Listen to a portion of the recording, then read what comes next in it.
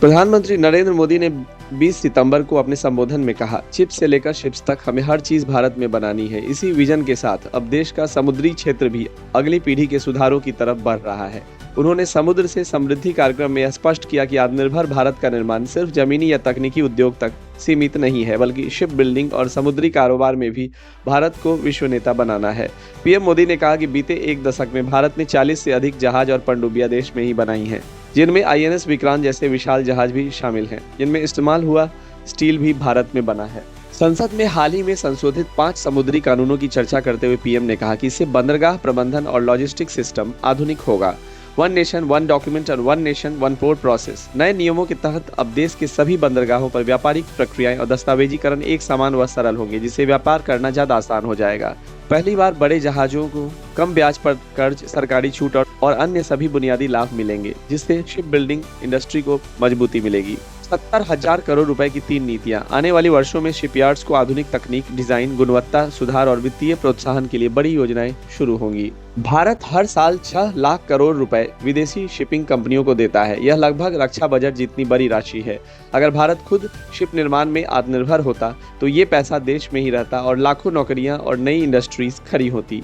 बंदरगाहों के आधुनिकीकरण, लॉजिस्टिक सुधार और स्वदेशी निर्माण के सहारे भारत का समुद्री व्यापार वैश्विक नेतृत्व की ओर बढ़ेगा।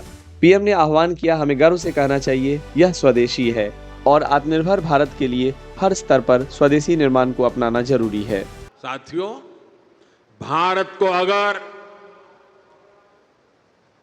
2047 जब देश की आजादी के 100 साल होंगे, 2047 तक विकसित होना है, तो भारत को आत्मनिर्भर होना ही होगा। आत्मनिर्भर होने के अलावा भारत के पास कोई विकल्प नहीं है। 140 करोड़ देशवासियों का एक ही संकल्प होना चाहिए, चीप हो या शिप, हमें भारत में ही बनाने होंगे। इसी सोच के साथ आज भारत का मैरीटाइम सेक्टर भी नेक्स्ट जनरेशन रिफॉर्म्स करने जा रहा है। आज से देश के हर मेजर पोर्ट को भांति भांति के डॉक्यूमेंट से, अलग अलग प्रोसेसेस से मुक्ति मिलेगी।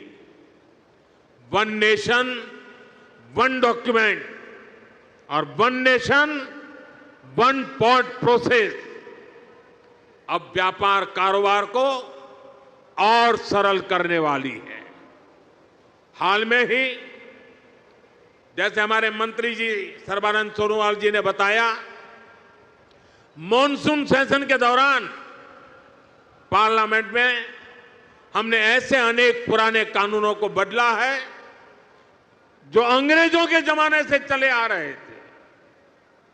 हमने मैरीटाइम सेक्टर में अनेक रिफॉर्म करने का सिलसिला शुरू किया है। हमारी सरकार ने 5 मैरीटाइम कानूनों को नए अवतार में देश के सामने रखा है। इन कानूनों से और इन कानूनों के आने से शिपिंग सेक्टर में पोर्ट गवर्नेंस में एक बहुत बड़ा बदलाव आएगा।